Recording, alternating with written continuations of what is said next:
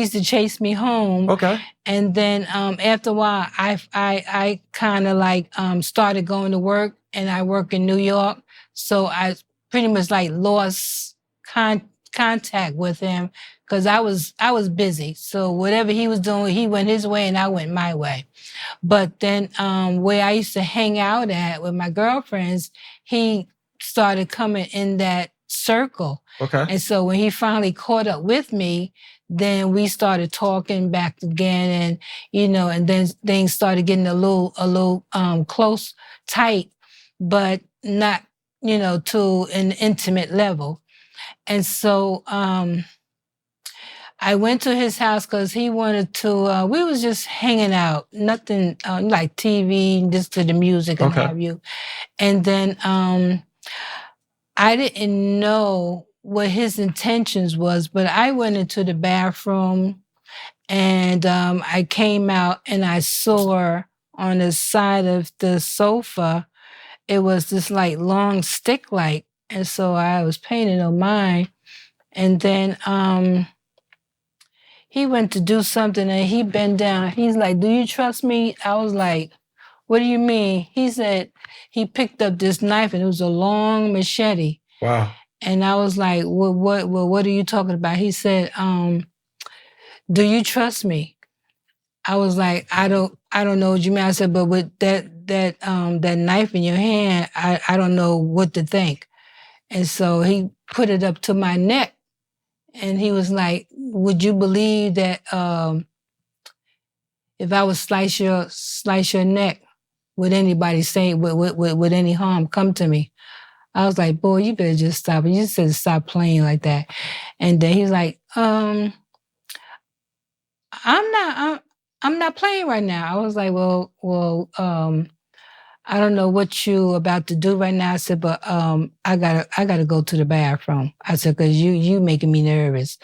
And so I went and I got back up, and he let me go, let me go back to the bathroom. When I did, then next thing you know, he came in the bathroom behind me. And I said, "Well, what you doing in here?" Because I wasn't using the bathroom. I was just in there just trying to, get your nerves together. Save myself, I guess. And when I did that, he came in. He had the knife in his hand, but so the bathroom is a small place, to try to maneuver anything, whatever, with that long machete. And so somehow or another, I was able to get behind him. And when he looked like he was going to come and turn around to do something to me, I jumped on his back and I hold his, I was on his back. And we was just swinging and tussling. It was kind of hard for him. And two, he was drunk too. And so I knew that he wasn't too swift or, his, he wasn't too balanced, so to speak, right? And so I was able to get some leverage by holding him. And as he was turning around, he lost his balance and he fell over by the tub. When he did that, I was able to get away and run out the house and left. Okay. And so I never saw him again until he got a job. Did you go to the cops or anything? No. Mm-mm. Okay. Because I mean, he dumb, but he was a nice guy, and I don't know, I wasn't that type of person. Okay. I didn't think it wouldn't go anywhere because, I just left him alone and I tried to talk peace with him. After like maybe 1 or 2 days, he did call me, and then he was like, "I don't know what happened." He said, I was drunk, I was out of my mind, whatever. And I was like, "Well, you shouldn't have did that, because you scared me, what have you." And then I did mention that, you could have gotten a lot of trouble if you would have hurt me. But he said, I'm sorry, I would never do that again. I never hurt you. That was not my intention. So I took that for granted that was, he was sorry, and then that was it. So now I transfer from my New York job to New Jersey. And